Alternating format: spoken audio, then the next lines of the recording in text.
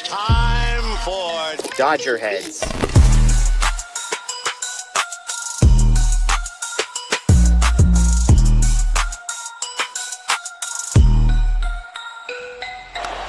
high fly ball into right field. Dodgers have won it all in 2020. Shohei Ohtani, 50-50 club. Strikes him out. There's a drive. Shohei Ohtani. Freeman hits the ball. She is gone. Birthday party, Los Angeles. Your Dodgers have won the World Series. What is up, everybody? Welcome into DodgerHeads Live, presented by DodgerBlue.com, part of the Media Sports Network. It's the first show I've ever had to figure out what day of the week the next day is so we could set it for midnight or 12:05 a.m. or whatever. Shohei Ohtani reached base 9 times, and he's like the 4th most important player in this game, I think, for the Dodgers. Freddie Freeman. That's all it has to be said. I wore the shirt because the man is a legend. Forever walk-off home run, dead center field, 18th inning. He watched every other ball die on the warning track, Anthony, and he said, I'm going to hit this sucker to the furthest part of the park and end this bad boy once and for all. Dodgers win game 3. They take a 2-1 series lead. Yamamoto was warming in the pen. I mean, I have so many thoughts and so many notes, Anthony, and I don't know if any of it matters. Wow. This game sucked until that basically. It seemed like for hours and hours it did. So we have so many thoughts, but what a classic game. You know, we thought there was few things that were going to top or be on the same tier as what Freddie did last year in game 1 against the Yankees. This ends up being right up there.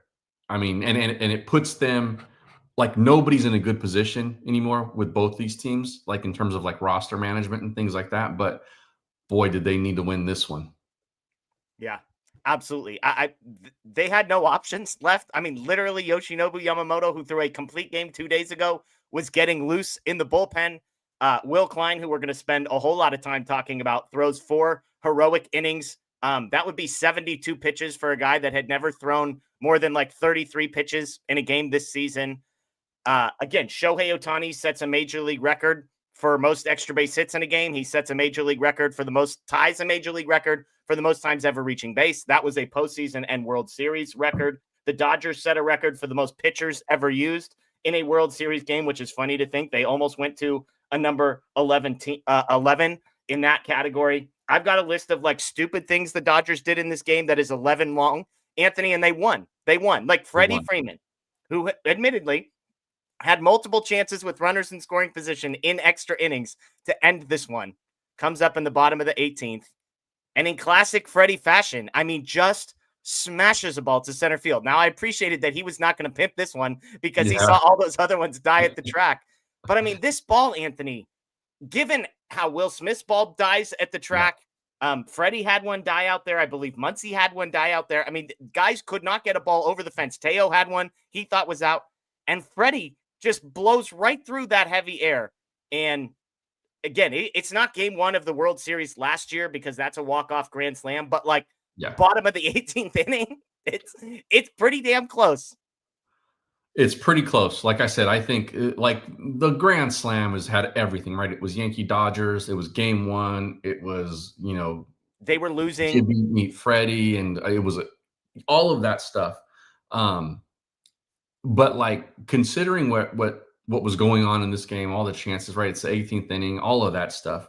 But also the fact that like this really does put them kind of in a driver's seat, considering now what the pitching just look, it's a mess on both sides. You lose this game, considering all the resources that you spent on it. You lose this game, you go into the rest of the series, at least for the next 2 games, right? Considerably worse than the other team, even though that they depleted a ton of their resources too. But they got a series lead now, and Freddie gave that to him.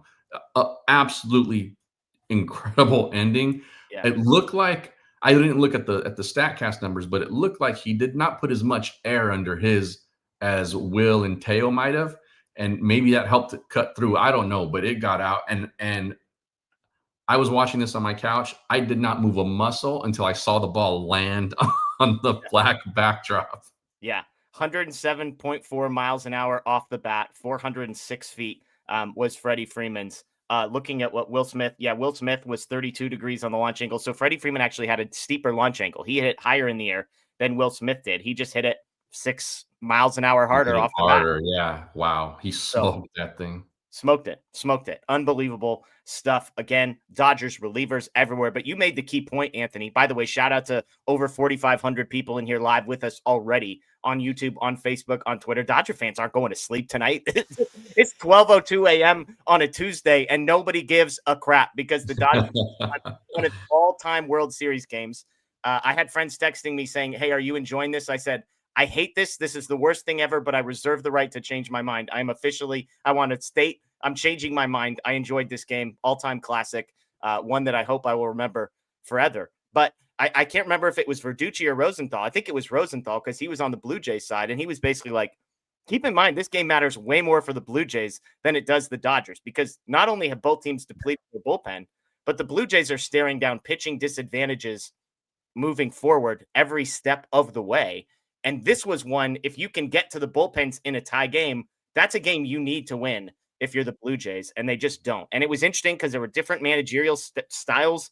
The Blue Jays got really aggressive, which helped the Dodgers out. They took three of the best bats out of the lineup, and then Springer gets hurt on top of it as well. But both bullpens, I mean, credit to that. I joked that I didn't know if when they pulled Glasnow, if the Dodgers could hold the other team to the Blue Jays to 4 or 5 runs. Well, they did, and they did it with an extra 9 innings tacked on that I wasn't expecting. So unbelievable stuff.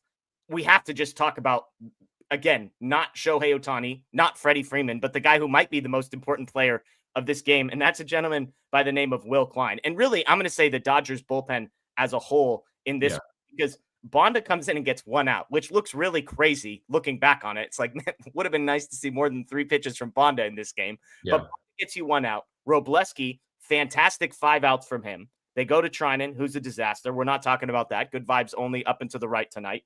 But then it goes Dreyer, a third of an inning. Sasaki gets you 5 outs. Sheehan gets you 8 outs. Kershaw, bases loaded, 2 outs, absolutely needs it. Throws 3 consecutive strikes to get out of that jam. And then Edgardo Enriquez, 2 perfect innings, no base runners allowed with 2 strikeouts. And then the hero, Will Klein, 4 innings, 1 hit, 2 walks, 5 strikeouts. But most importantly, no earned runs, 72 pitches. I tweeted at Anthony. I said I wanted nothing more than for Clayton Kershaw to get a win after he got out of the bases loaded jam. I said I never thought I would say this, but I want the win more for Will Klein than I did for Clayton Kershaw. Yeah, he endeared himself to a national audience tonight. I mean, smiling the whole way through, even in the highest leverage of situations. Like, I mean, just so hard not to like that guy. He does, though, hindsight, he gets to sit in the fortunate seat of finishing that game off because, like you said, the bullpen as a whole, Edgardo was amazing. Amazing. And both of these guys, by the way, like their issue was throwing strikes. The two of them threw 102 pitches. Edgardo and Klein did. They threw 102 pitches in this game. 72 of them were strikes. Like, these are two guys who some days can't find the strike zone. They were pumping strikes, and that was why they were so effective. And you know what? That had to have been the directive for both of those guys going in is pound the zone. If somebody gets a hold of one, it happens. Pound the zone. Do not walk guys. Yeah. And to their credit, they both did it. But going back, Robleski was fantastic. Sasaki was what we've come to expect of Roki Sasaki. Like it was great. It was fantastic. Yes, yeah. I mean, and there was like, why are we taking Sheehan out? And I know that toward the end he was laboring a little bit, long inning or whatever. And then same with Robleski. And then when Kershaw, we kind of knew Kershaw wasn't going to go back out, but I was like, man, we are really playing for like, we're going to score this next run pretty soon. Yeah. And I think that's why Will Klein's situation too is probably a little bit more elevated, is because you had Yamamoto warming up. Like, I mean, he was essentially it. And when he took the ball, the belief was like a position player might be pitching after you. Yeah. I didn't believe Dave. I was like, with all due respect to Will Klein, his family, his elbow, and his shoulder, my buddy, this is Game 3 of the World Series. We'll give you an ambassador job for the rest of your life. All right, your family will be taken care of. Totally. I don't care about your career tonight, homeboy. Yeah. I care about making sure Kike Hernandez or Miguel Rojas is not throwing pitches in this game. Yes, all right? I'm with you. I didn't believe that either, but like you were also like, how long does this guy until his arm falls off, right? Right. Man. And he was pumping like 96, 98 still in inning number 4. Yeah, for sure. And my brain just keeps going back to, you could not lose this game. No. You could not. And of course it had to be the first of 3 in a row. But like you just could not aside from like it gives you the 2-1 lead and it kind of puts you in the driver's seat for the series, but like everyone's going to be on fumes tomorrow. Everyone. And the big advantage now for the Dodgers is Ohtani, and you have to hope that this offense can get to Bieber quickly. Well, I'm sure we'll talk all about this, but you have to save that bullpen some stress tomorrow if you can. Yeah. I mean, because honestly, looking at it, Bonda will be available tomorrow. Jack Dreyer will be available tomorrow. Those guys threw 3 and 5 pitches. Honestly, Clayton Kershaw is probably available tomorrow. Yeah. And number 4 on this list, nobody wants to hear this name, so plug your ears, but it's Blake Trinan. Like, those are the only 4 relievers that are going to be available. And the MLB does a good job of cracking down on, like, fake injuries. So, like, I think Will Klein is still going to be on this roster, even though he is unavailable for the next couple of days. Yeah. Honestly, Enriquez might be available. He threw 30 pitches, but, like, yeah, he might be needed tomorrow. Look, if tomorrow's game goes 12 innings, we might see him. I think they're going to try hard to stay away from him. But you're right. When he got those first 3 outs, I was like, oh, that's efficient. Go get 3 more. Like, because you could at that point you could see that this offense was just, I mean, who knows when they were going to score, right? In the 12th, I said it's rock, paper, scissors time between Enriquez and Klein for who gets to throw their shoulder off their bodies tonight. And I think Klein lost because he got to go second. And do you want to guess how many pitches total were thrown in this game, Anthony? Oh, it had to be 500. 609 total pitches in this game. The Dodgers themselves threw 312. I mean, honestly, Enriquez and Klein threw 100 by themselves. Glasnow had 85. Sheehan threw 37, Sasaki 29, Robleski 28, Trinan 15, and then 8, 5, and 2 for Kershaw, Dreyer, and Bonda. So incredible stuff. Again, Dodgers win. That's the key. The Dodgers win. They did not burn their starter for tomorrow. Shohei Ohtani is still available. He did reach base 9 times tonight, but didn't do a ton of running towards the end of this game. So we have got 38 super chats lined up to get to. We appreciate everybody who's hopping in. We know, in addition to the over 6,000 people in here live, we know we got lots of people that told me on Twitter they were going to sleep and they're going to listen tomorrow. So shout out. I'm not going to say you're real fans, okay? You're real fans. You're waking up tomorrow. We appreciate you listening to the show. Apple, Spotify, Google, the DodgerHeads podcast. Wake up. Congratulations. The Dodgers won. You may have missed this one. My wife just got woken up. She knew that was a thing. It was like, I ain't celebrating by myself in this household. So I'm like, babe, Freddie Freeman, 18th inning. I don't know if she cared or was awake, but she responded audibly, and we'll take it. Let's get to these super chats, Anthony. Apes Against the Machine. Freddie meet Freddie. Game 3 of the World Series. Absolutely right on that one.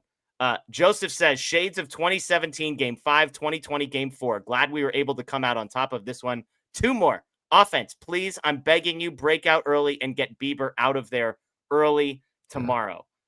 Jonathan, saw Mookie heading to his car just now to leave the stadium, but he had to turn back around to the dugout after popping up in the parking lot. LOL. Love him anyway. Thanks for the late night show, guys. Come on. Positive vibes only, Jonathan. Positive vibes only. Tarkina gets it. Let's freaking go, Freddie. So happy for Clayton Kershaw, too. Look, if that's Kershaw's last moment, Anthony, getting out of a bases loaded jam with 2 outs, and I cannot stress enough when to come into that spot and to need to throw strikes. Like, there is no wiggle room. There is no trying to get chase. It is pound the zone. He's a starter. This isn't his normal thing. First time ever pitching in extra innings. He comes in, he gets it to a full count, and then he throws a strike foul ball, ball to come back with a 3rd strike in that situation. And, again, these are strikes because they were swung at. They were all pretty borderline. But for him to be able to go and get that, unbelievable. If this is the last we see of Clayton Kershaw, It was in some ways, Anthony, a perfect moment because it was in the World Series. It was in the postseason where he has a bad reputation, and I would say deservedly so because he hasn't performed. He's been put in bad spots. But if this is it, if the Dodgers go on to win and this is it for him, my goodness, what a perfect spot for a guy that just did whatever was asked of him by this organization to have a huge moment and a successful moment in the postseason. I thought the reaction too from Ellen in the stands with the family and everything like that was just that was me. That kind of got me right there when they showed that. It felt like she knew. Of course, I'm sure, like everyone has common sense that this could be it, and he goes out in that way, highest of leverage situations, gets the job done. Just a gritty at bat that he wins. Like, just incredible. It was incredible, and if that's the way he goes out and they win this World Series, partly because of his 1/3 of an inning thrown, sign me up. Yeah, absolutely. CCC says, relatively new fan from Australia. Thanks for staying up late. This game was a real fruitcake. Sure. I'm not a big fruitcake fan, but I suppose we'll take it. Idle Rose says, here's to the Galaxy Brains from the last show who said we should move Shohei down in the order. Also, Will Klein is a stud. There's some really bad takes. And the people that wanted Shohei moved down, the people that said he doesn't hit in clutch positions, that he's a stat patter, it's rough. I think we're at 12 consecutive at-bats that he's reached at Dodger Stadium. He has 5 home runs over that stretch, 2 doubles, and like a million walks mixed in there as well. So, and we just got word that John Schneider said that expect more of the same with Ohtani for the rest of the series. And in parentheses, the tweet I'm reading says intentional walks. Yeah. I mean, Chad Moriyama tweets, I know people on here and on the broadcast are doing the whole Ohtani not hitting aside from 2 games thing, but now that it's him winning 3 games, being borderline the solo offense, I don't think it really applies. Yeah, safe to say. I got my came in the mail today just in time. I got my Ohtani epic performance shirt. You're gonna have to send me a link to that bad boy afterwards. I will send it. Yeah. I got my Shohei Ohtani NBA Jam shirt here, but I think I need to add to the collection with the one you've got on. There you go. Daniel says, Jays bounce back on Dodgers errors. Ohtani leads LA comeback, 5-5 tie, extras, defensive gems, Kershaw huge out. Tense, who will score for 9 extra innings? Yamamoto, question mark, dead balls, Freddie home run. What a game. Again, I have a list of 11 things that pissed me off from the Dodgers that we might not talk about tonight because it was unbelievable, top to bottom, and they won. And that's all that ultimately matters. But this is a great summary, Daniel, of just like, just send this in an email to yourself a year from now and just be like, oh yeah, remember that? Remember Yamamoto warming up in the bullpen of that game? Do you remember that? Do you remember all those balls that died on the warning track? Like this game was nuts. Look, let's say this, like maybe things go fantastically our way from here on out and Yamamoto doesn't throw again in this series, this season. Yeah. The legend that has grown with him this postseason, capped by the fact that he volunteered to go get warmed up because he was about to come in if the Dodgers didn't score there. Just an absolute stud, an absolute legend. Like he may have a statue next to Kershaw's when it's all said and done for him.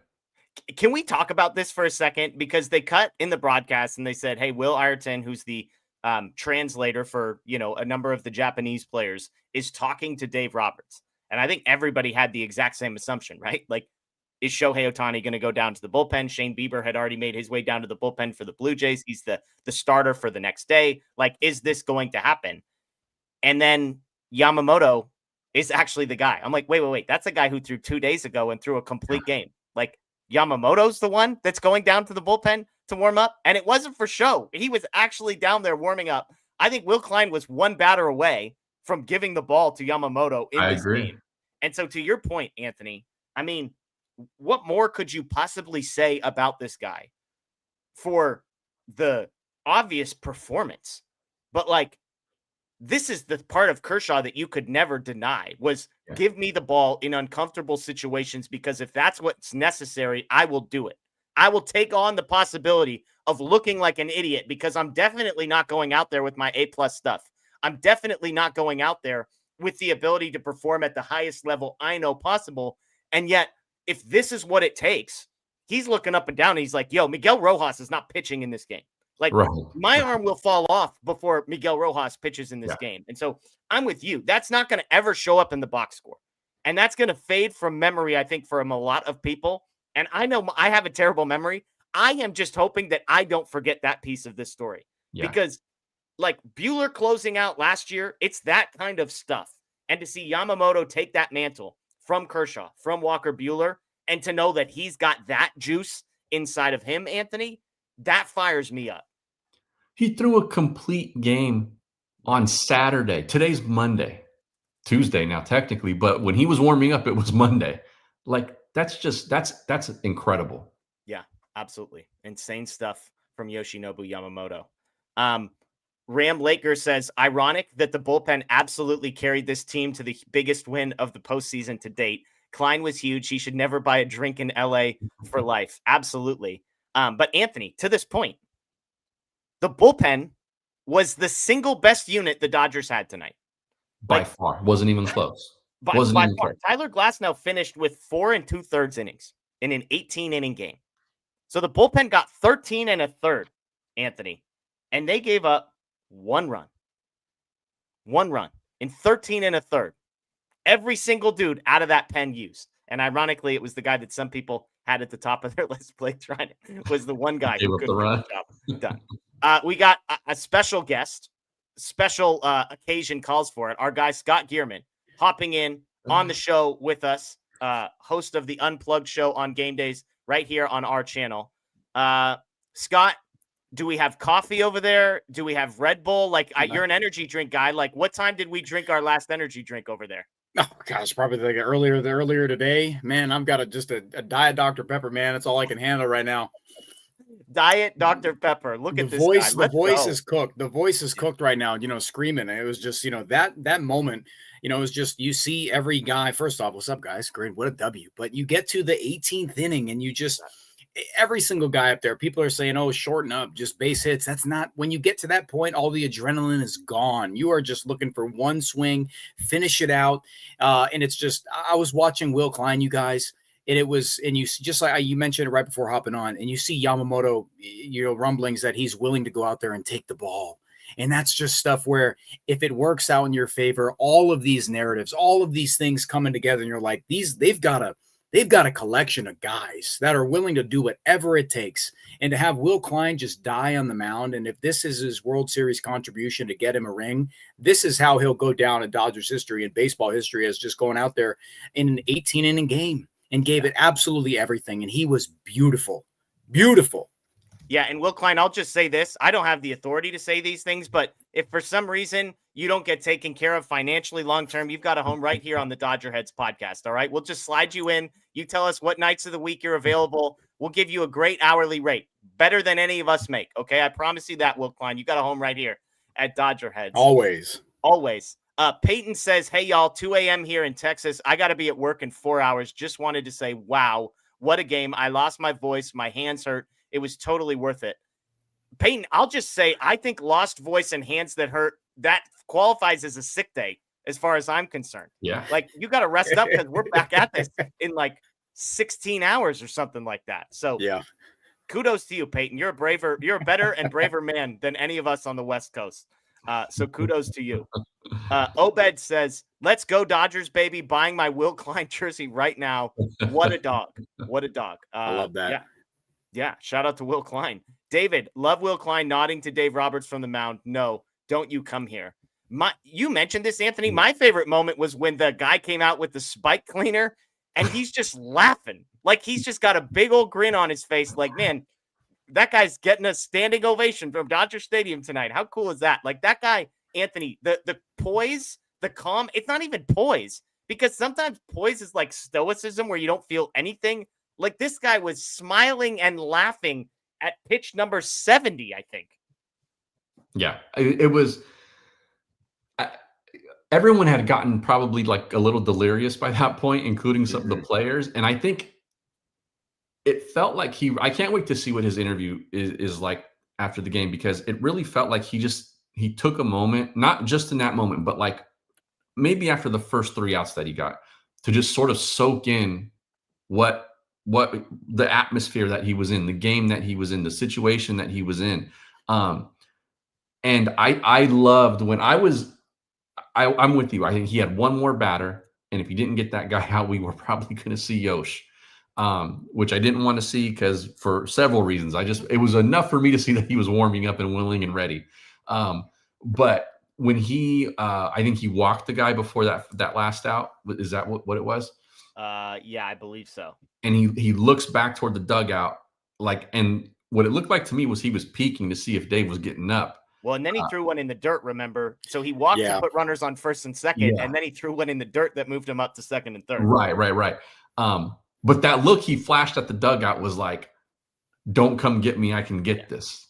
And that his whole demeanor tonight, I think, really endeared him to a nation. Because if you were like watching this as a casual observer and more than likely probably rooting for the Blue Jays, it's a performance like that and a guy like that and an attitude like that can kind of flip a neutral fan to go, oh, I want that guy to win.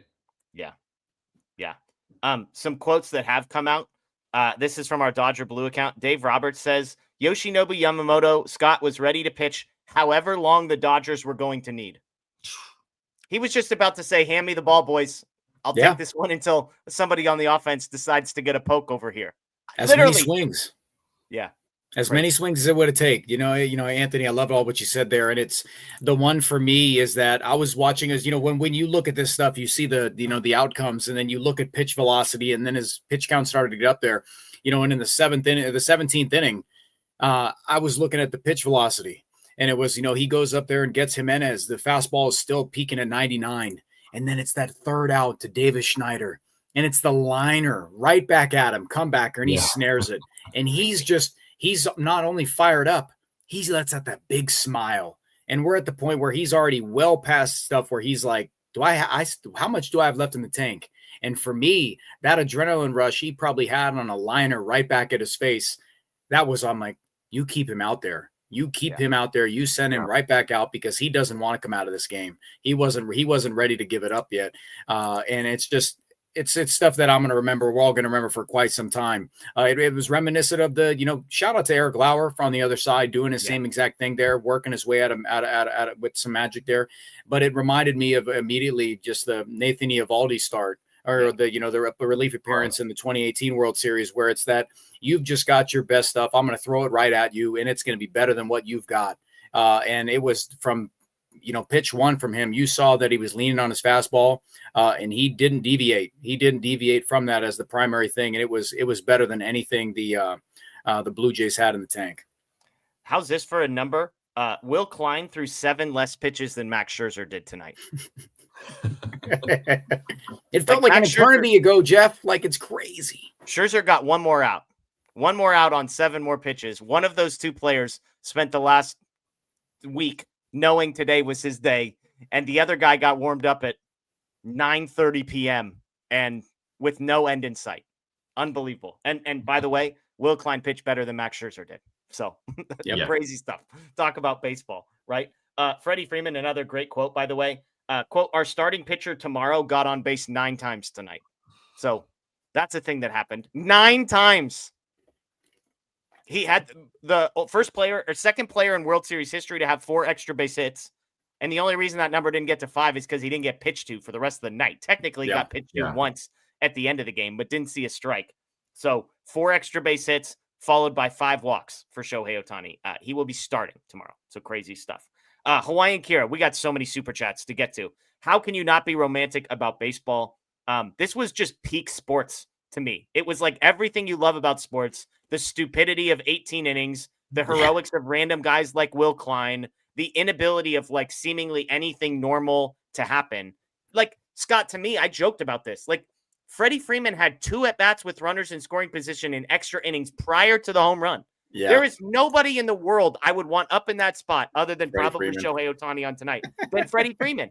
and he couldn't do it. Like, it was like, surely this is the time. Your guy, Tommy Edman, postseason hero, he had 2 shots. Yeah. Like, none of these things could ever figure themselves out. And it was like, how can you not be romantic about baseball, as Hawaiian Kira says? It was this close to being, one of those games that if the Dodgers come, you look around and you break it down and you say, if either team, you come out on the losing end of this is a defeating loss with how much you exert in your starting pitching, just, the energy it takes in a losing effort. And if the Dodgers lose this game, you look around the opportunities that were up there and, in their hands, and if they were wasted, if they don't come away with a victory, you're like, how in the world does this offense, with as many opportunities and guys who do it, had so many pop-ups? What was it? 20? It was 20 plus tonight. And it's just one of those where I was amazed how many times that it felt you could have just had one swing. You shorten up one time, you take a hanger and you put it in play, but there were a lot of miscues in this game, and a lot of redemption pieces where someone failed, someone had a gaffe, and then they came back and redeemed it in another way in the game. But just like you said, Jeff, that was a beautiful way you put it. This was sports at its finest. There was a blunder and there was a redemption piece, and it was a marathon. And one team had to win, one team had to lose, and Freddie Freeman, had it on that final swing. Crazy. Jay Hay Kid on Twitter just said Shohei Ohtani literally had 2 distinct, unprecedented games within one. His first 4 plate appearances, he became the first player in postseason history with 2 homers and 2 doubles, again, second ever with 4 extra base hits. In his next 5 plate appearances, he became the first player in World Series history with 5 walks in a game. So he did 2 separate things that have never been done all in one game. And he's going to pitch tomorrow, folks. He's going to need another t-shirt. Seriously. He needs 10 plus hours of sleep. He needs to go to bed now. That's what he said post game. Yeah, let's get him one of those sleeping cells. He cells. requires 10 hours, right? Yeah. Let's get him one of those sleeping cells. Just fire one of those bad boys to Dodger Stadium. My man's can't be leaving the grounds tonight. He needs to just we'll get Decoy over there. He can cuddle up in the sleeping pod, and we'll get you 10 hours, Shohei. We need you, buddy. He becomes, this is wild what I'm about to say, considering the night that he just had. But he becomes like such a central figure now for the rest of this series based on what he's going to be asked to do tomorrow. Yeah. And if he goes out there and he performs, he might go 0 for 4. But if he gives them 6 or 7 innings, 1 run, 5 innings, shutout kind of ball, well, I don't think they can afford for him to only go 5. I think that they need to push him to that 100 pitch limit that he's kind of on right now. But if he's able to perform and do that and get those outs, and again, they go on to win this thing.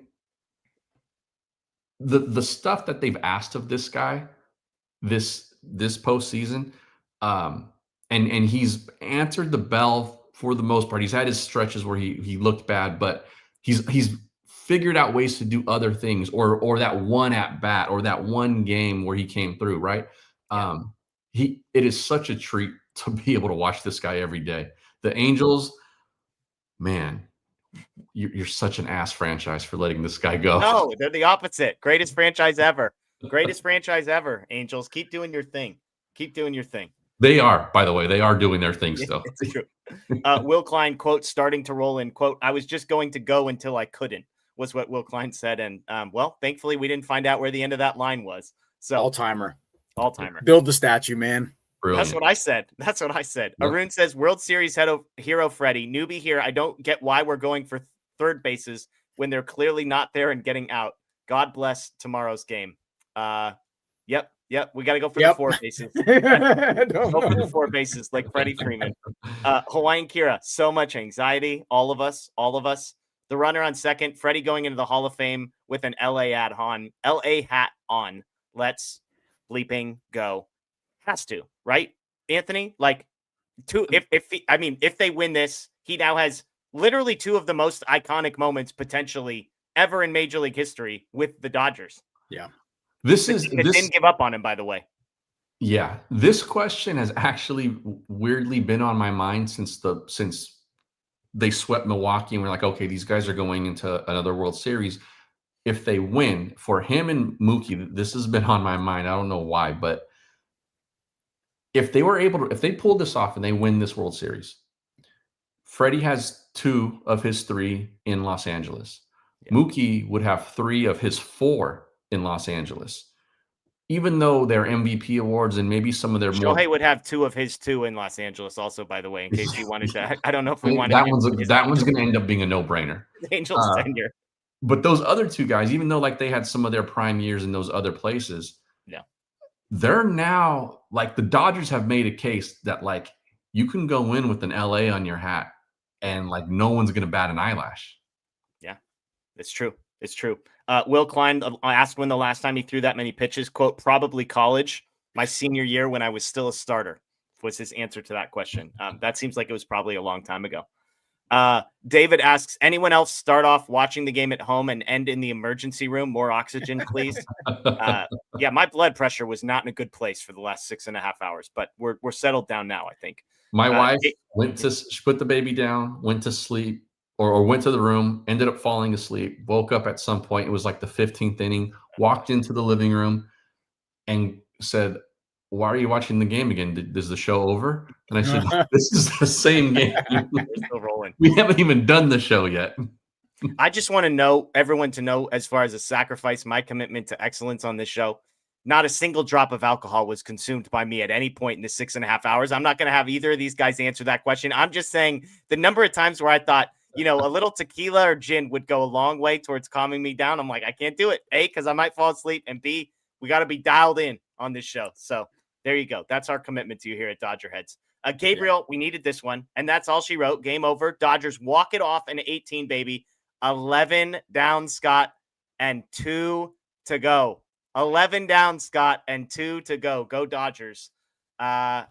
How can you not feel really, really, really, really good about where the Dodgers are sitting with home field advantage and just 2 games to go, having just dealt what seems, I'm not going to say it's a knockout punch, but it's demoralizing if you're Toronto to wake up tomorrow and realize what a hole you've dug yourself, like in the series, but also in just tomorrow's game, and to know that you need to beat the Dodgers 2 out of the next 4.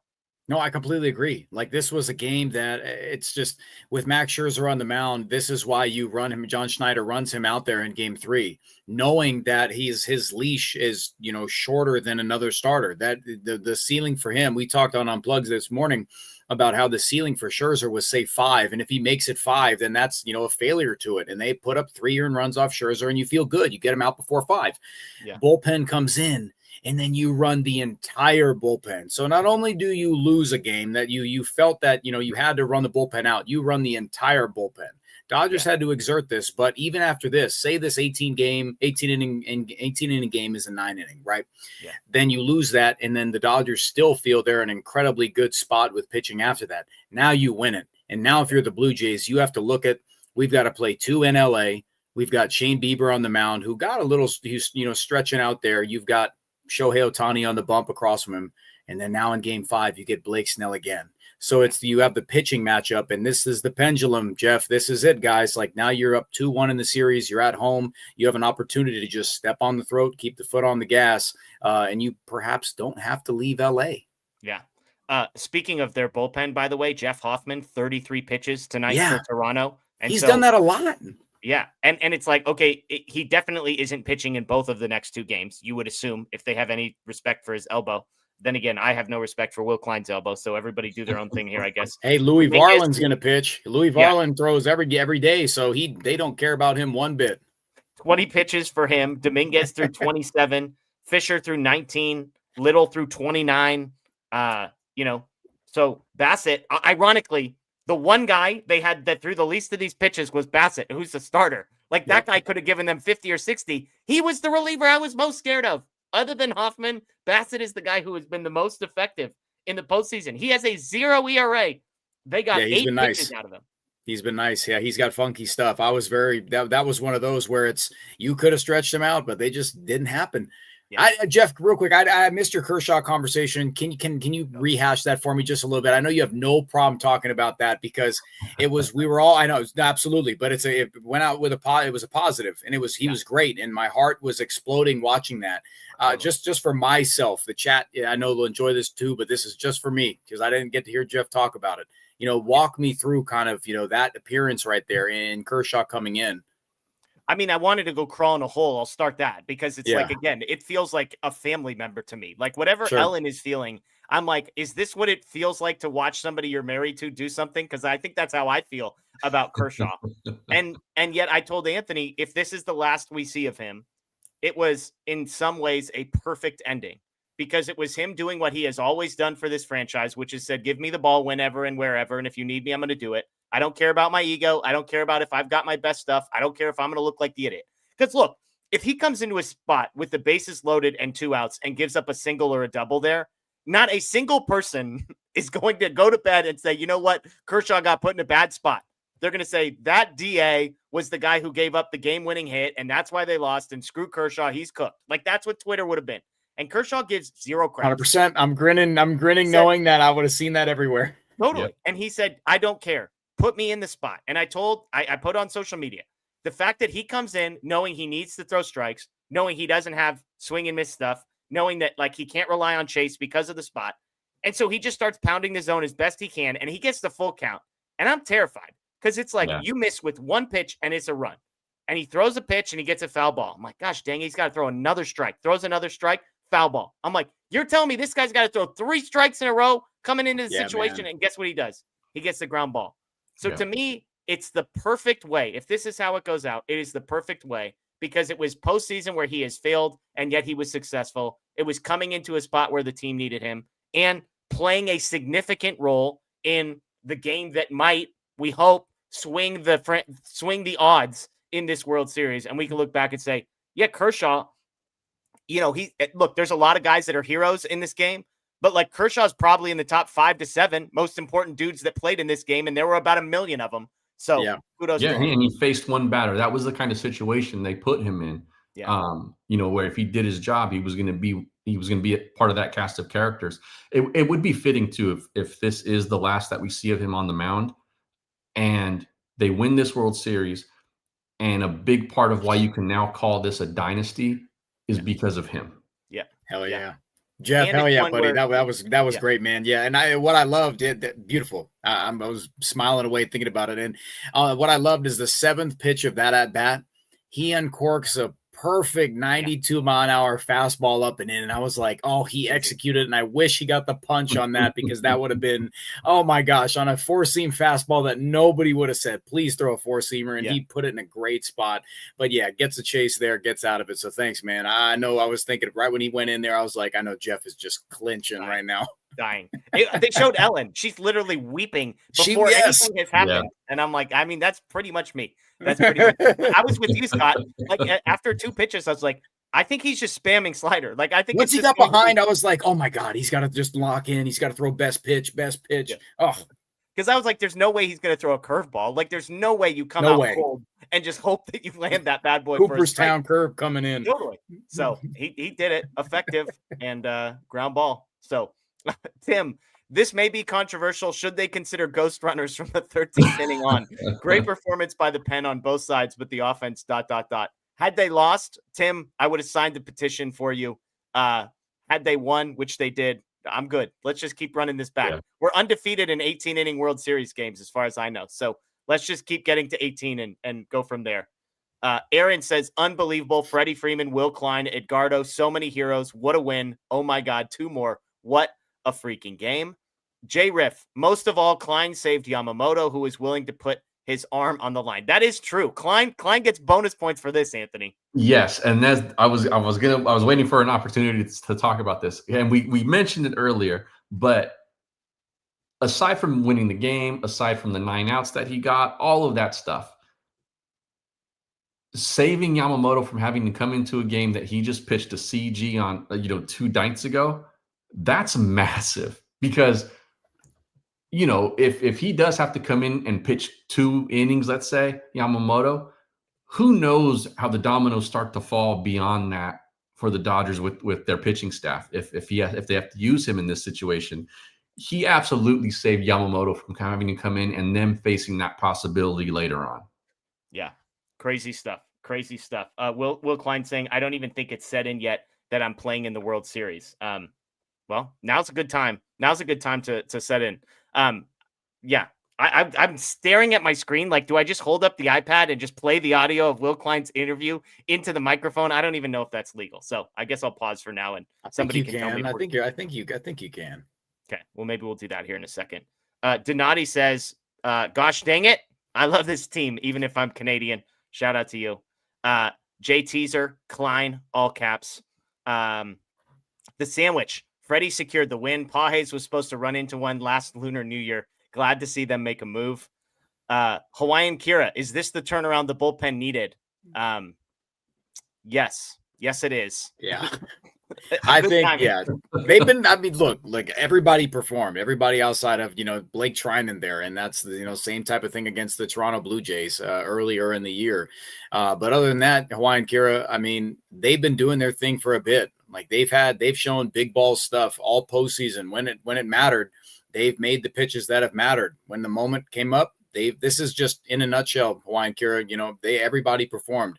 This was when you get pushed to the limit where the bullpen has to be perfect to provide your offense that is without a pulse for quite a long time. They stepped up even more than that. It wasn't just about, being perfect at their craft. They had to hold up for the Dodgers offense to just hopefully get that one swing. And I know Anthony echoes the same type of thing. Yes. And related to all of this, we need to stop calling certain things, especially when when the games have these kinds of stakes. Nothing is meaningless. Shohei Ohtani's home run in game 1, not meaningless. Did it get him closer to winning? Not really, no. But like you start to feel something, right? Maybe he does, and it bears fruit later on in the series. Good point. A guy like Klein. The guys that they used in that blowout got their feet wet in the World Series. Understood what those lights felt like, even if it wasn't in the highest of leverage of situations. They got in there. They were able to say, okay, I can do this. I can perform here. And then tonight, they lean on those dudes and they perform. Yeah. Okay. I'm going to try playing this Klein interview. We'll see if this works. Let her rip, man. He's a beast. Can you hear this? You made your first postseason roster. You're in the World Series. You're having a performance like you had tonight, navigating through that line and putting your team in a position to win in 18 innings. Has it set in just yet? I don't think it'll set in until this whole thing's over. I'm sitting at home. Like, man, that was cool. I don't even think it's set in that word. I'm playing the World Series yet. My wife and I talked about that the other day. It's like, oh, this is, we were sitting at Arizona a couple weeks ago for like a whole month. And now we're doing this. So, I don't think it'll set in until maybe next spring or something. You were telling me that your family wasn't able to make it out to Toronto, but for them to be here, I'm hoping tonight to see this performance. No, they're going to be here tomorrow. I know. Maybe we'll spend some time though. I hope I don't pitch tomorrow. Just this moment, I saw the emotions from Mark Pryor as you walked into the dugout. Tell me, what was the conversation as you're navigating through this, hoping to just find ways to keep going deeper in this game? The only thing I heard was keep going. And I kept going. Yeah, I mean, it's just, keep attacking them. I got a little less good, in the fourth inning there, but, just staying in, attacking, and then, Will calling a curveball there, kind of instilled a little confidence that he had in me. I just found that last little thing, and I'm just really glad he missed that one. Can you tell me what it's like doing this here? You've had special moments at Dodger Stadium, but I have to imagine this has to top the list. Yeah, I'd say I got to pitch in Kershaw 3000. I thought that was really the coolest thing. Pitch the World Series, like, oh, that's cool. Nothing can top that. And now this is pretty cool, though. I don't think anything can top that. At least for now. We'll see what happens, the rest of the year. But that was so cool. Oh, this is Yeah. I love that he says, I hope I don't have to pitch tomorrow. I think we can go ahead and say pretty clearly here, Will, you will not be pitching tomorrow. I don't know. I don't know if I have that authority either, but keep the slides on, Will. You're good, bud. Yeah, exactly. Crazy stuff. I agree with him at the end, by the way, Scott. I do think this is probably the pinnacle for, of the season of all the things Will Klein's gotten to do. I'm just going to guess with him here that this is probably the best. I would say so. Nothing. I don't think unless he has another moment like this on another World Series team where he's the focal point and he's keeping an opposing team at bay in the latter innings of an extra inning game at home at Dodger Stadium. Nothing's going to come close to this.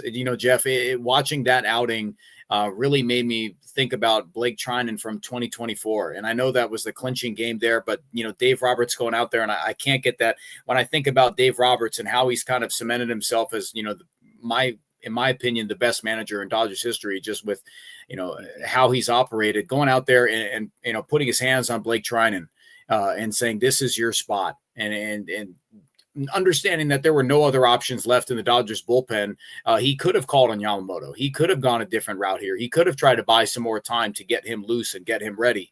But it was just that confidence that he's out there cooking and this is your guy and you're going to live and die by him. Either that or you're just going to, chalk it up and play for tomorrow. But keep going, Will Klein. And you pitch the Dodgers to a W. Yeah, absolutely. All right, let's fire through some super chats. Cordenas, we trust the bullpen now? ? What an all-time game here. Miel says, Freddie, legendary, Klein, tough, Showtime awakened. Absolutely. Fritz, that was a nail biter, but our pen was nails. Klein was incredible then, Mr. Freeman. Go Dodgers. Thank you both for post-game therapy. Jose, how far up the trust tree do some relievers move? Do any of them surpass Trinan? Do all of them surpass Trinan? I think is maybe the better question to ask ourselves. How bad would it have been if Yoshi pitched for us if it goes 6 games? Very bad is the answer to that question. So destination all props to Blake, Will Klein's biggest supporter. Absolutely. Grayson, 3 a.m. I got work soon. I can go to bed now. Haha. Enjoy. Again, another East Coaster. So Amanda, I'm glad Yamamoto didn't pitch. Freddie does it again. Mamad, King Klein has arrived to save the game. He arrived and then he stuck around for a while and then continued to save the game for the Dodgers offense. Aaron, both pens are screwed. Our starting pitching advantage becomes even larger. The pen became dogs tonight. Yeah. Yep. This is whichever team. That's the point I was making earlier. The biggest one. Yeah. Using whichever all these team resources. gets the pens first. Yeah. Yeah. And then the biggest advantage the Dodgers had going into this series was starting pitching. That now becomes an even greater advantage because of what the bullpens look like now in this 3-game set in LA. Totally. And I mean, I think I was kind of willing to say this before, but like if this comes down to bullpens at any point moving forward, don't you feel better about the Dodgers bullpen and some of the guys that they have down there than the Blue Jays group? Yeah. I think the trust tree grew a whole lot tonight. Yeah. Like there's guys like Robleski, Enriquez, obviously Klein, whenever he's back, probably game 6, but like those guys are all more trustworthy now. Right. So, Aaron says from the UK, don't yet usually get to see these live. I wonder what happened. I missed the walk-off in the shower for work. Oh, man. Oh, brutal. Brutal. CT, why wouldn't Snell be warming up instead of Yamamoto? All these guys are different. Their routines are different. Their setups are different. Keep in mind that Snell is set to pitch in 2 days. Yamamoto is set to pitch in 4 days. So. And Snell is guaranteed to have a game to start. Yeah, Yamamoto is not yet guaranteed that. Great point. Shelly says, this is for our bullpen. No trash talking them. What a game. The craziest game I've ever attended. Go Dodgers. Shelly in the house. Nice, love Shelley. that. JY, Shelley. newbie question. How come Glasnow couldn't come back in after Klein? Why risk Yamamoto instead? Glad Yamamoto didn't have to go again. Thanks, Freeman. Once you pitch in a game and come out of the game, you cannot go back in. Once you hit in a game and come out of the game, you cannot go back in. So there's the answer for you. Cole, Yamamoto warming up. Freddie said, hold my sake. There you go. Ivan, Blake is hitting a 100 with his takes this postseason. No shots. Don't do this. No way, Ivan. I think it's supposed to say 1,000. I think it's supposed to say 1,000, but I think 100 is more accurate. So I think I'm just going to leave it as it reads. I'll take care of this, guys. I got it. Miel says, Roki, Sheehan, Kirsch, Gardo, Robo, Klein, unsung heroes. Absolutely. David, DFA Trinan. He tried his best to blow it. Ohtani was having none of it. He's on to his games. Again, positive vibes only tonight, David. Do you remember? And we've said we've asked this question amongst us a few times over the last year, a couple seasons, but have you ever seen Shohei show more emotion, at least like on the bases, than he did that last one tonight? Yeah, he was engaged for sure. Yeah, like I mean, he was he acted like an American. Yeah, he broke all the cultural stereotypes there. D-Max, UPS man. So many Dodgers to give flowers to for such amazing performances. Freddie effing Freeman. Yeah. Ravens Moreland, is this the game that makes the new guard Robo, Sheehan, and Klein? I don't know if Klein is going to be a part of the new guard. He's a part of the today guard. But Correct. I do think when it comes to guys like Wroblewski and Sheehan, these are going to be feathers in a cap for guys that are going to hopefully have long careers with the Dodgers. So Ronald says, I'm too excited to sleep. Well, Ronald, we appreciate the super chat. We're glad you're spending your awake time with us. Cole says 3:10 a.m. here. Might as well stay up. I am jacked. 300. Super game to watch. Better that we won. I agree with that. Two more to go.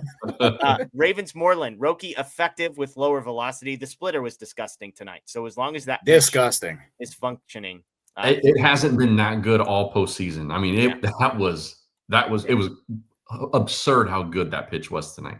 They did a slow-mo, and then Smoltz used the language of it tumbles off the table. And I'm like, tumbling is the perfect word to describe what that pitch does as it is going north to south.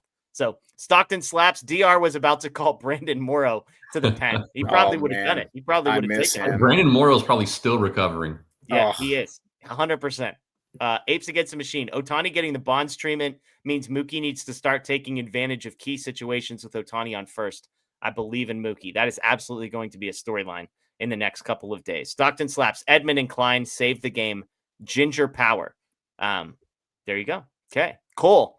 Someone have the Yankees watch this game. Show them how you overcome a clown show of fundamental baseball errors. It was a clown show in the first 7 innings. We'll give the Dodgers that. There were a lot less things on my stupid list from the last few innings. So it was I'll a give disaster class in how to beat yourself and not have the better team win.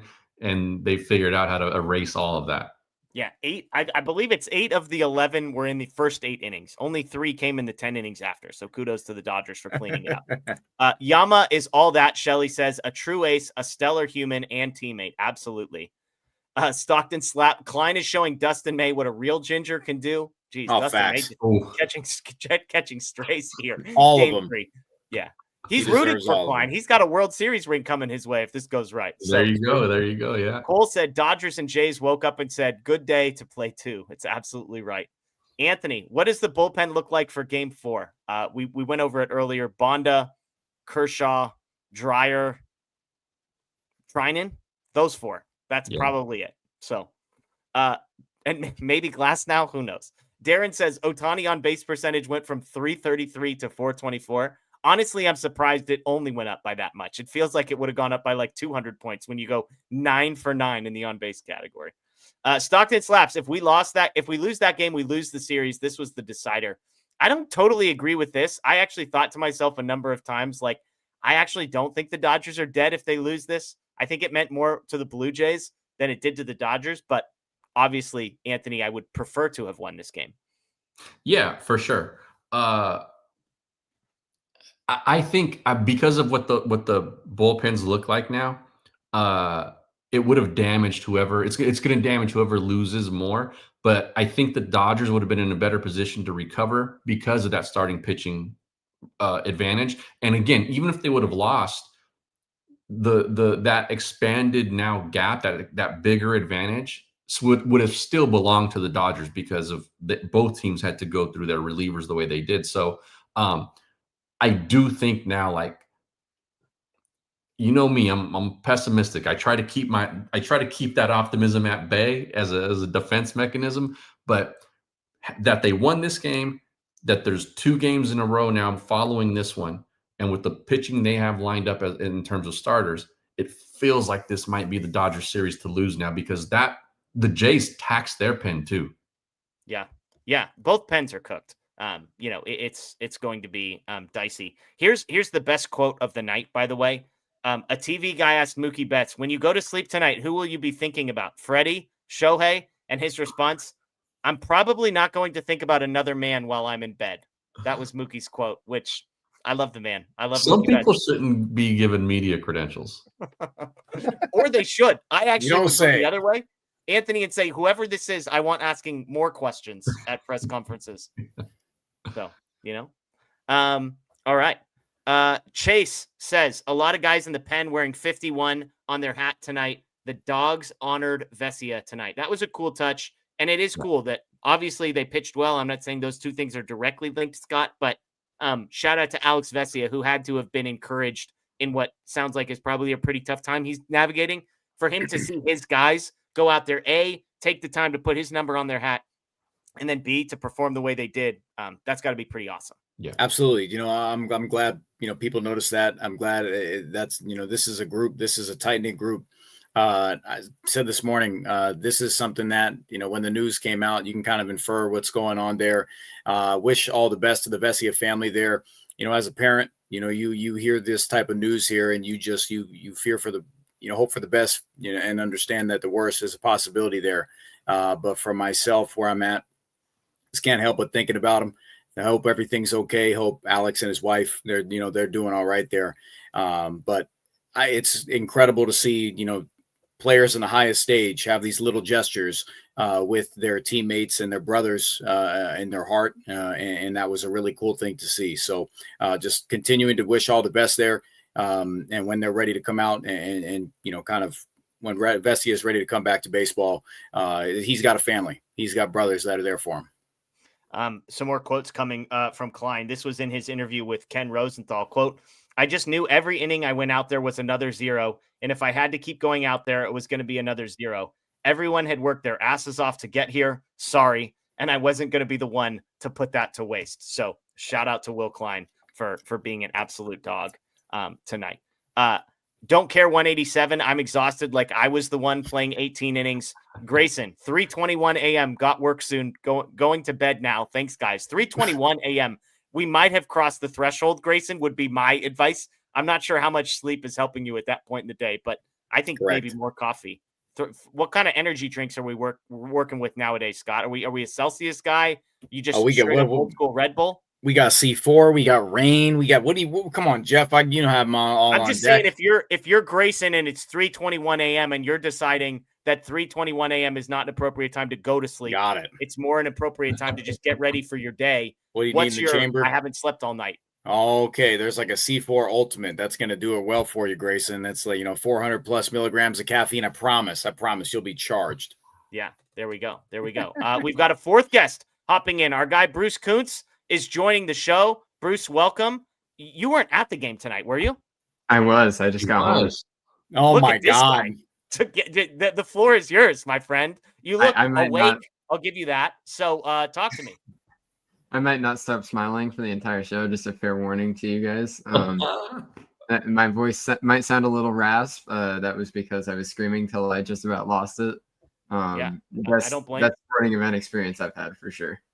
Yeah. What was it like as the game kind of dragged in the middle? I mean, like, I know what it was like from my couch in innings like 11 through 17 when it felt like the Dodgers had a guy on second every inning and just couldn't get it across. And we're all doing the same math of like, all right, well, it's Edgardo and Klein, and that's about it, you know? And I kept getting texts on like, who's after Klein? And I kept responding, folks, there is no one after Klein. Like, it is Klein until the arm falls off. Then Yamamoto starts warming up. But like, what was the vibe in the stadium like in like the 13th, 14th, 15th? Were people losing hope? I think it was less losing hope and more just a slightly demoralized and a lot of nervous energy. I know for me specifically, and I felt it around too, it was every moment that the Dodgers had to potentially put an end to it, or when the Blue Jays started to rally a little bit, there was just so much nervous energy through every single part of that. And then when the Dodgers would have another big opportunity and then it would be another pop-up in the infield, it was just like a little bit more air being let out of the balloon. But as soon as that ball left Freddie's bat, everybody was wide awake again and ready to celebrate. Were people willing to celebrate right away? Because I imagine you all got demoralized multiple times on Will Smith, Teoscar Hernandez, even Freddie Freeman earlier. Like, even Freddie didn't really celebrate until that ball was clear over the wall and he was all the way around first. So was there a pause in the stadium? There was a cautious hold and watch Dalton Varsho going back to the wall and think, is he going to Spider-Man rob this thing, or how could this possibly go wrong? Yeah. The ball landed on the netting. Then it was like, okay, finally let loose. Yeah. The chat has a couple questions. One is, did they stop selling beers halfway through the game? I believe that the policy is normally stop selling beers after the 7th or 8th inning, and I didn't see any vendors from that point forward, so I'm guessing that stuck. I saw a dude. They like one of the crowd shots they did in like the 13th, 14th inning, something like that. I saw a guy with the tall boy. Now he might have bought that 2 hours prior. Babysitting that. Yeah. But I saw someone with alcohol, so I had the same question. Yeah. Okay, and the last one was people want to know where you were sitting, Bruce. How was the view? Reserve section 5. Okay. So Oh, a look at this guy. good view. Great Sure. big. Okay, all right, man. Reserve. Look at this. Excuse me, Mr. Kuntz. From Baller. now on, Mr. Kuntz, inner reserved for a World Series game. He's got Hey, some fresh that's gear on too. He's got an $80 T-shirt on. Our guy Bruce is living large tonight. It's the same section that I'm always in when I'm at Dodger Stadium. So it was part of the postseason package. So I love it. Oh, nice. Smart man. All right, let's get to some some of these super chats. Sorry, not this one. Scott, should they use the Ghost Runner after this? Look, this is the perfect argument for the Ghost Runner in the regular season. It should not be used in the postseason. I imagine none of you disagree with that take, right? Like none of us want the Ghost Runner in the postseason, right? why would we want to change anything after a masterpiece like this? That's what I'm saying. Klein has more wins in the World Series than Snell and Glasnow. I mean, come on. Jedi Engineer, He's a here to beast. say hi. Glad you don't need to worry about work tomorrow. Go Dodgers. Night, everyone. Aaron says, this was the best night ever to not be smart enough to go to sleep. Working 90 minutes. I might be more tired than both bullpens. Dodgers, London, please. Shout out. Just C4. What do we need? The C4 Ultimate, Aaron. That's what Scott's telling us to get Lock to. in. Tim says Will Klein is now my Halloween costume. That's fantastic. Dress up as a goat then. Yeah, exactly. Juan says, you think Roberts will swap Ohtani out for Snell tomorrow? Glad we got the win. No chance. The runner on second. I need a Will Klein DFA to MVP doc on Hulu ASAP. There you go. It's true. Yeah, he needs his own 30 for 30. David, how are you guys not yawning? No beers before the show? Oh, man, I'm never starting a podcast. We're just, again, I'm not speaking for everybody here. I have a feeling that there might be some differing answers, but I'm just going to let people judge for themselves, all right? Cole said, Ohtani has 11 home runs in postseason play. He is coming for Muncie's 15. Ohtani's 7 for this post. No, 8. 8 for the postseason. It's nuts. But, I mean, it is too bad, Anthony, that he's not clutch, right? Like that of all that he's it's a stat patter that none of the stats are ever real. It's too Let's bad. go. You're cooking. You're doing the Scott. Let's go. Video for Newt. How can you not love underdog stories like Will Klein, Game 3 MVP? And what else can you say about Shohei and Freddie and Yamamoto volunteering to go in? Walker Buehler would be proud. Absolutely. Biba, no idea. Trust Tree looking like the end of Loki season 2. Anybody here a Loki season 2 person? Bruce has got a grin on his face like he knows what's going on here. I've watched it. Yeah. All right. Does this mean anything to you? Is it just a bloodbath at the end of Loki season 2? I'm trying to maybe? remember the specifics. Okay. It's a Connor big says, web multiverse kind of thing, if I remember right. All right. Connor says I ran out of beer in the 10th inning. That's a problem. Aaron says 2:30 in Austin. Haven't eaten. I'm making chicken Alfredo. The same exact meal I made after Freddie walked off last year. What a life. Scott, how do you feel about chicken Alfredo at 2:30 in the morning? I mean, I'm in. I'll eat anything. But I was just thinking, where's Blake? This dude's scrambling to find Aaron's location. Moreno. I think it's Moreno. Might be Moreno. That's right. Yeah. If it was chicken parm, Blake would be on the next flight. But, Aaron's making Moreno's Thanksgiving feast. Seriously. I know. I made some homemade pizzas, and now I'm realizing that was a really long time ago. I think those bad boys went in the oven at like 4:45. That was like 9 hours ago. Ape says, I had Costco pizza in the parking lot at 1:15. That was the last time I ate. That's the last time you ate? 12 hours. Yeah. Good for you. Nice. Ape says, as happy as we are tonight, job's not finished. Mamba mentality. Absolutely right. Cole, safe to say the Jays saw Klein. Yeah, I think the scouting report is out on Will Klein. I don't think the Jays are going to have too much mystery there. The scouting report's just a huge dog. It's a pit bull. Exactly.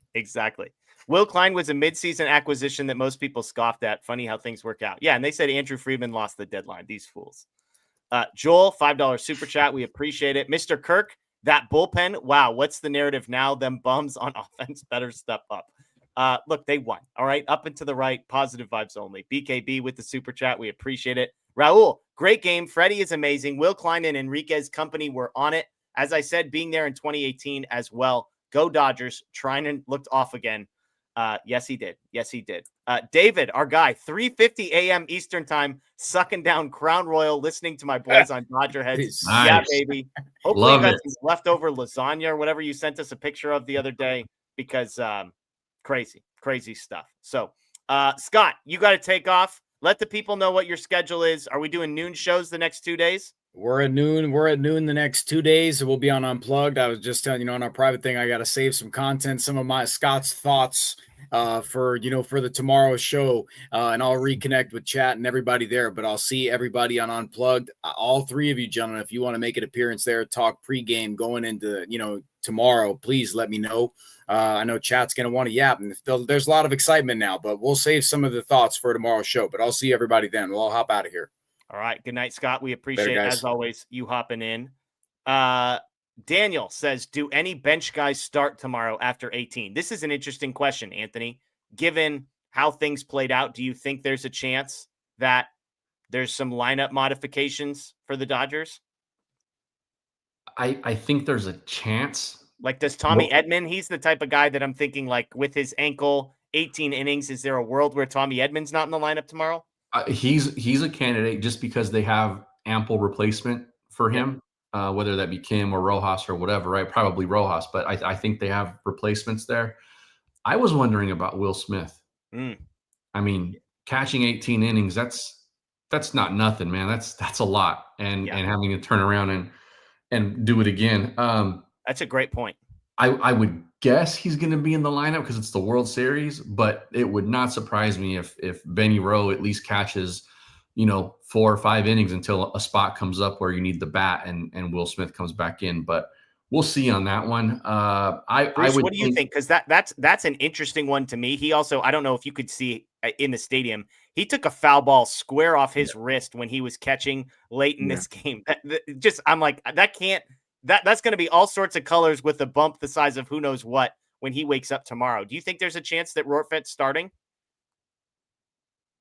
Yeah, it wouldn't surprise me. I was thinking it during the game as it went on through extra innings, thinking that Will Smith is already a guy who isn't playing at 100% this postseason. Like, he was not in the lineup for most of the beginning of the playoffs, and now you're talking about an 18-inning game behind the plate. Alejandro Kirk got pinch ran for, so he didn't play the full thing, but Smith was in the spot for the entire 18 innings. I wouldn't be surprised at all if Rortvedt starts tomorrow, and knowing that you're going to be playing Game 5 no matter what, I think it would make some sense to give Rortvedt, like Anthony said, maybe just play Rortvedt until like the biggest spot comes up, and then you can put Will Smith in. But I think for his own sake and to make sure that you're still getting the full experience of Will Smith, then Rortvedt getting some innings tomorrow would probably help that. The other I think it's a good point. Go, Anthony. We've been sort of clamoring for, like, give Andy Pages a day off. He kind of had one. He sat like for an entire game almost. So maybe that works that same way, and he starts tomorrow and he produces something. Yeah, and it's good vibes only. Otherwise, I'd share my thoughts on his replacement tonight. So I'm just going to keep those to myself. Just going to keep those to myself for now. Ditto. Daniel says bullpen gave it all for Vesia. Absolutely right. JF, were the Jays bullpen good, or were our at-bats just bad? Probably more of the latter. I do think there's a part of this where, like, expecting a guy in the 14th inning to have the quality of at-bat that you expect from him in like the 2nd or 3rd inning isn't totally realistic. Thinking about the energy that these guys are expending the entire time, the stress, all of that kind of a thing. But I do think the approach wavered. Guys are trying to be a hero. And look, at the end of the day, it worked for the Dodgers. So it took a while, but eventually we got there.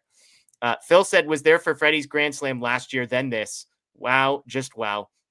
Was dying for over half the game, though. Saw Matt Moreno before the game. Getting out of Dodger Stadium remains among the rings of hell. Yeah, Bruce, shout out to you making it home, because I was going to say I saw all sorts of stuff on Twitter about people trying to get out of the stadium. I'm not going to ask you to reveal trade secrets here, but do you have a special route or something? I don't park inside the stadium gates. That's as far as I'll go. There you go. Yeah. Yeah, and you saved yourself about $80 or whatever that pregame picture that was making the rounds said. Vim says, why was like taken out? I'm not sure. Vim's might have been drinking all the stuff we decided not to drink before sending this. He's with David Sabatini drinking the Crown. Yeah. I mean, Kike? Why was Kike taken out? I don't know. That's about Of the game. If Ohtani can give us JTs, or if Ohtani can give us 6 right-handed and then 2+ left-handed, we should be good tomorrow night. David says Dodger Blue wanting Game 4 to go 19 innings. I haven't seen this many super chats during normal ending hours.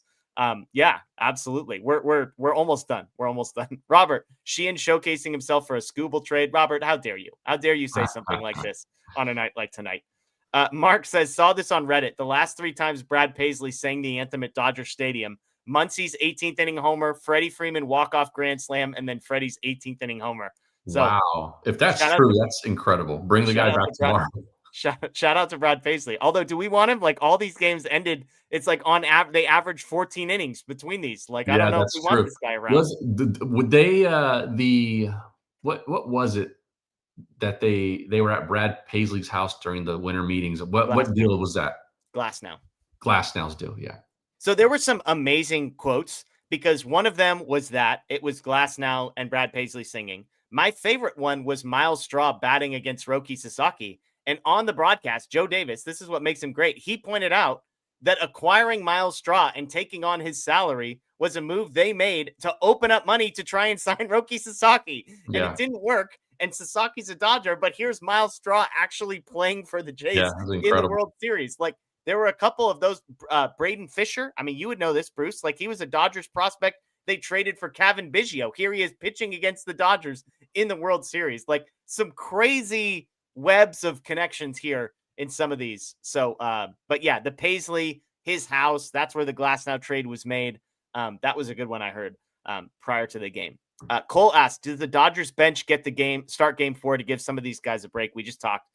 Will Smith would be a name to watch. And again, maybe Tommy Edman. Tommy Edman too, yeah.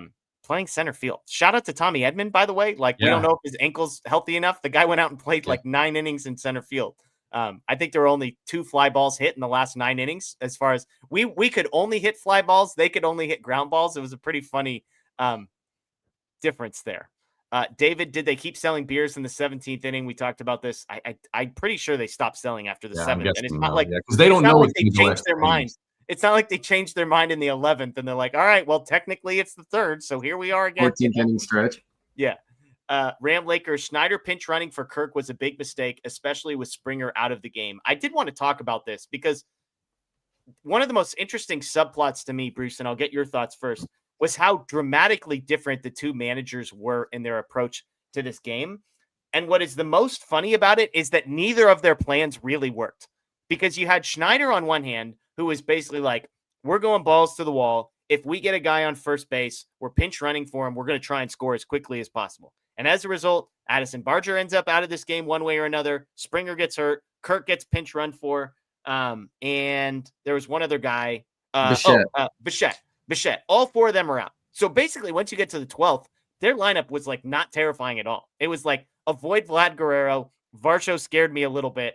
And like, that was kind of it. The rest of the lineup, I'll just take my chances with most of those guys. On the flip side, Dave did the exact opposite, where it was like the number of times I was like, surely Ha-Seong Kim is coming in to run for Max Muncy standing on second base. Surely he is coming in to run for Will Smith standing on second base. He just wasn't. He didn't pinch run for anybody. He didn't really pinch hit for anybody until the fiasco that we're not going to talk about in the 13th inning when they just did stupid baseball things for 5 minutes.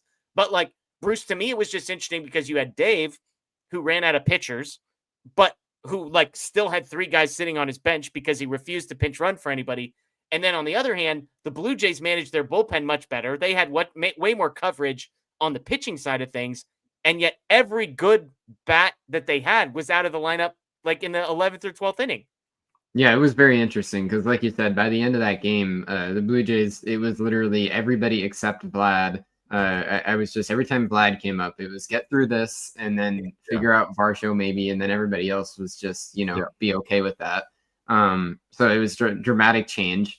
I think that Dave Roberts, obviously it looked good that he didn't, take Teoscar Hernandez out of the game early and then have to manage with Justin Dean in the lineup or any of that. But like you said, you'd think that the Dodgers leaving all their offensive players in the game would have helped this game not go 18 innings, but it still went 18 innings. So this was just a crazy game. I think that both managers made some mistakes at some point, but it's like they played 18 innings. That kind of makes sense to have had that happen at some point. So both managers can look back on this and think they could have done things differently. But this was one of those games that was just so chaotic that when you look at the final box score, none of it looks real anyway. Yeah. And I should say for Dave real quick, Anthony, like all of his decisions not to pinch run ended up being the right decisions, because I just kept saying, if Muncy can't score on a single, or if Smith can't score on a single, you know what never came? The freaking single. So the pinch runner never mattered. So Dave Roberts on the position player side kind of ended up vindicated, because to your point, all those guys stayed in the game and had opportunities to win later on. It was interesting though, because he hoarded those players. Yeah. But he managed the bullpen as if he thought they were going to score the very next inning. All the time. And so it was a little bit contradictory, where like, if you think that, then go help them do that, right? Like, like Kershaw could have gone back out for another inning. I'm not saying I wanted it, but he was the one guy that probably could have gone and taken down 3 innings and not blown out his arm. And yet he was like, 1 out, Klein and Enriquez, they've got it from here. Right. Yeah, exactly. And he managed the pitching like he thought they were going to win this in this next half inning. I think on the other kind of worked. Yeah. I mean, they almost had to bring in Yamamoto, but I think on the other side though, I think Schneider, I would not be surprised if he was emptying the clip, because he felt this was sort of a must-win game. Especially once it got to a certain point. Yeah. And, removing Kirk and, all of that kind of stuff, because he figured this is our shot to stay in this series, because we have such a starting pitching disadvantage now for these next 3 games, even if it gets to Snell and Yasavage. Maybe they felt he was managing this game. It felt like it was a must win in his mind. Well, and I don't think they liked Bruce. It didn't seem like Braden Fisher, they were doing everything in their power to not, or Little, excuse me. It was like they're doing everything in their power to not have that guy come in the game. So I also don't think he liked the arms that he had left, where I think Dave was like, I don't know, Klein and Enriquez, they don't suck. Like Bieber was getting loose. Little was always going to come in before him, but Bieber was getting loose still. Like he did not want to throw him. No. Yeah, Bruce, I think the Blue Jays were way less confident in the last 2 guys in their pen than the Dodgers were. Yeah, Eric Lauer threw for a long time, and Little was warming up for like 3 whole innings, and they just didn't want to go to him. And when Little came in, he had an ERA over 9 in the postseason, so you can understand why. But Eric Lauer held it down. It was, a throwback to Lauer with the Padres, where it feels like the Dodgers can just never hit that guy, even though it looks like he's throwing slop up there. But this was just a crazy game. Kershaw for 1 out, I thought in the moment was the right decision. I was saying to myself, please do not send him back out there to face Vladdy. But who knew that this game was going to go 18 innings? I think that's where you just have to really look at Will Klein and say, that guy, this should be talked about for the next 100 years of what kind of a performance this was. A single inning reliever to go out, and he finished 72, 73 pitches is what he finished with. That's unbelievable for a guy to go out, and he was still throwing 97 to 99 miles an hour all the way to the end. The amount of guts that takes, and he didn't give up a single run. Even at that end, he was clearly running out of gas that last half inning. And he still got the strikeout of Heineman and gave the Dodgers a chance to walk it off. So Will Klein deserves all the flowers for the performance tonight. That was one of the gutsiest in Dodger history. 3 base runners allowed, 5 strikeouts for Will Klein. And you might, I don't know if you were on here yet, Bruce, when I said it. He threw 7 less pitches than Max Scherzer did tonight, got 1 less out than Max Scherzer, and obviously allowed 0 earned runs. And the joke was Scherzer knew for the last week that he was going to be pitching a lot of innings today. Will Klein found out at about 9:30 p.m. that he was going to be pitching tonight. RJ says, interesting that an extreme extra innings baseball structure totally breaks down. Bullpen's exhausted, bench depleted, lineup distortions, out of position defense, position players pitching, etc. May never see this again. It's true. It becomes a totally different game. And we didn't get all the way to position players pitching, but it was in the realm of possibility. It was mentioned on the broadcast. We'll say that. So Marcelo, Shane and Shohei are the true aces. I see them going 7 innings. If the Jays win tomorrow, then it will go 7. Who would pitch game 7 for the Dodgers? It would be Tyler Glasnow. He would be on normal rest, presumably against Max Scherzer on normal rest for the Blue Jays. And then Mr. Kirk, why keep pitching to Vladdy? I mean, he didn't kill him. So as good as Vladdy has been, 2 for 8 tonight. yeah, I 2 had for this thought 7, though, 0 walks. because as we were just talking about, the Blue Jays lineup looked like a shell of itself by the end of that game. When he came up with 2 outs and nobody on, I don't remember what inning that was, but I think that was his last at bat, maybe the second to last. It's all scrambled, but there was a point near the end where he was up with 2 outs and nobody on, and I thought to myself, it might not be the worst thing to just give him the Shohei treatment and put him on first base and pitch to Isaiah Kiner-Falefa with a man on first and 2 down. Yeah, They it might have walked been him, the right? 15th. He had a 2-out single, and then Yeah, that was the Kiner ground ball up the middle. Yeah, that Rojas snagged and then had no chance. rolled over and rolled the ball to Freddie Freeman. He tried the Roki Sasaki underhand bounce pass to Freddie Freeman over at first base. How about that? Oh one? my gosh. The way that my heart dropped when Roki tossed that ball over to Freeman. First it dropped when I saw him stab it, and I thought, oh my God, don't let that tip off his glove and be an infield single. And then it dropped a second time when he flipped it. That was a very nerve-wracking play. Crazy stuff. So that's going to do it for us tonight, folks. We've gotten through all of the super chats. We have covered every angle of this game that we can think of in the moment. Again, Freddie Freeman, the hero, Shohei Ohtani, one of the greatest offensive performances. I should say the greatest offensive performance in World Series history. The second guy ever with 4 extra base hits. First player ever with 5 walks in a postseason game. He did both of those things in the same game. He's pitching tomorrow. Then you've got Will Klein throwing 72 pitches. You've got Clayton Kershaw getting a key out. You've got Edgardo Enriquez getting you 6 outs. Robleski, Sheehan, tons of incredible performances from those guys. Teoscar had a home run early in this game. So incredible stuff up and down. This was a team victory. I wouldn't say it was Dave Roberts' finest moment necessarily as a manager, but guess what? They end up winning, and that is the most important thing. So we will be back tomorrow night for another one of these post-game shows. 5:08 again. I say tomorrow. It's 1:23 in the morning. So today, in about, 18 hours, we'll be back doing one of these, hopefully after another Dodgers win, hopefully them being just one game away from back-to-back World Series titles. That is Anthony Witrado. That is Bruce Kuntz. I am Jeff Spiegel. As always, check out the Dodger Blue 1958 YouTube page. Stay right here. Tons of post-game content. If you don't want to go to sleep, check out DodgerBlue.com for a recap. And again, if you're a podcast person, Apple, Spotify, Google, you can find us there. And the Dodger Blue app, all these things in one place. Enjoy the rest of your night, everyone. As always, go Dodgers. Freddie Freeman, walk off, 18th inning. And yes, still champs.